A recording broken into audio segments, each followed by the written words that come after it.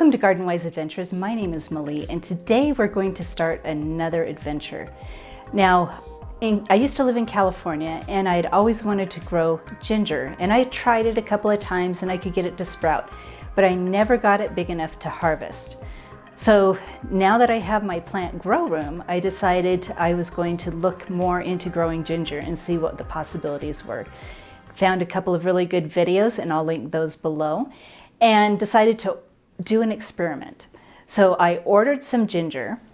Let's see. Do you know, actually, let me get you a little bit closer and show you what it looks like. Okay, I'm not sure how well you can see this, but this is the ginger that I ordered. It came in this little pot right here, and there were actually two of them. Okay, so this is the second one. It's kind of a little difficult to see. Has a little bit of roots, but it's really fat and healthy. There's no soft, mushy spots. And here's the first one again. I'm looking to see if I can see any eyes. I'm not seeing them on this one. I don't know if you can see right here. I'm wondering if that is a growth point. So now that I've bought these little pieces of ginger, I'm going to try planting them and see how they do. But I decided while I do that, I'm going to try an experiment. Now, I've watched a few other videos, and they said that you can grow grocery store ginger. See, this is grocery store ginger. The same way you can is the ones that you buy online. Now, I have it in water, and I soaked it overnight because they said they put something on it to stop it from sprouting, but if you soak it overnight, then that overcomes that and you can use it. So with this ginger right here, I just need to look for growth points. And I don't know if you can see it right through here. There's a little growth point right there. There's some right here. There's a few of them. There's a little one on this side on the tip up here. So I'm going to use both of these gingers in the same pot and just experiment and see which one grows better, or if you can notice a difference. So let me show you the pot that I chose and tell you why I chose it. So here's the pot that I chose, and I chose it because it's, well, number one, I'm going to have it inside for some of the time and outside some of the time, and it's kind of pretty, but it's got a really wide top area, and they say you need wide and shallow. A lot of the videos that I've seen, they were growing them in the 5-gallon Home Depot buckets, but those wouldn't have fit as well underneath my little grow lights, so I decided to use this lower growing pot. So let's cut up my ginger, plant it, and see how it goes. Okay, so with this ginger, I need to find those little growth points again. There was a really good one, if you can see it right there. So let's go in with my knife and very carefully, yes, I'm stabbing it like a murderer.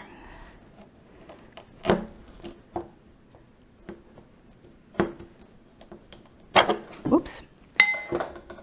Okay. Okay, that wasn't very pretty, but there we have it. We have a, well, let's clean up the cut a little bit. Let's make it a nice, okay, there we have a nice clean cut. And what actually looks, well, no, I guess that's from something else. But, no, that's from something else. Okay, so we've got the clean cut, we've got that little shoot right there, and we've got a couple of other shoots. So this is a really good piece. So I'm going to put this piece aside. Let's look at it again. This area here is kind of dead looking, and I don't see any really good shoots there. So I'm just going to cut this off and put it to the side.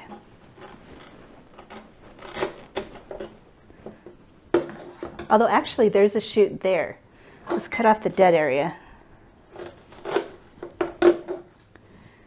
So there's a shoot there. Let's put this to the side.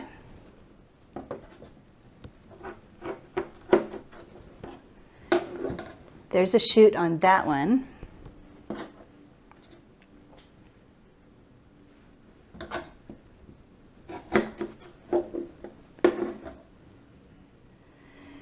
There's a few areas on this one too, so let's put that also to the side.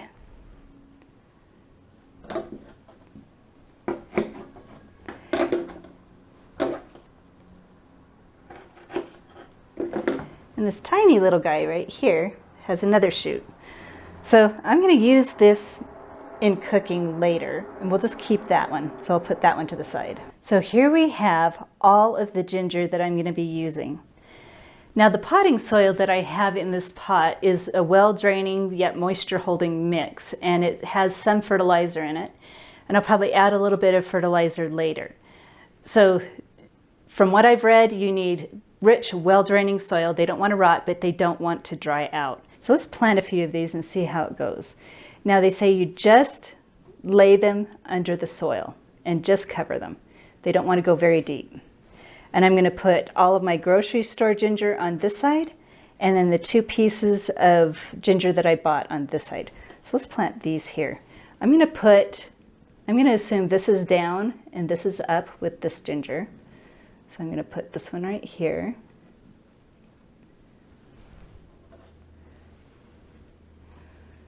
This one, I wish I knew more about ginger. Okay, I'm going to assume that side is down and that side is up. I hope it doesn't matter. We're going to put that one right there, just barely cover it. And then let me get a marker to mark that. So there I have those marked. This one says grocery store. This one says bought online with my beautiful handwriting. So we put the 2 ones that were bought online over there.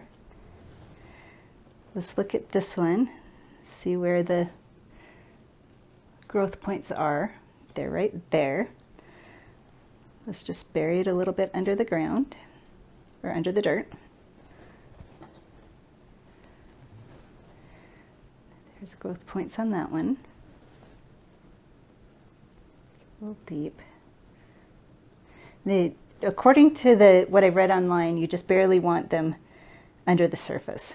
There's that really nice growth point right there. Just put that there. And then this one. Let's just put this one in the middle. Okay, so we've got the 2 little ones over here, and then we've got the grocery store ones over here. So I'm excited to see what happens. Now I have these under my grow light. I'll keep them moist but not soaking wet. And when it gets warm enough outside, I'm going to put them outside on my deck, and I'm redoing all of my irrigation. So I'll be able to put these on an automatic timer. So thank you for coming on this new adventure. I'll keep you updated on how the ginger does. It'll just be interesting to see. Now, I actually love to do experiments like this. You never know if they're going to fail or they're going to succeed. So I go into it with the full expectation that I don't know. And that if we succeed, it's going to be fun and exciting. And if I fail, well, then I get to learn something. And I actually started a Facebook group called Utah Rare Fruit Growers, just to see what people were growing in the state of Utah and what is possible to grow. And it's been absolutely amazing to see what people are growing. And it's not people who go in and put trees in knowing full certain that they're going to have fruit in a few years. It's actually people who go in and experiment and have fun and know full well that they may have a failure on their hands.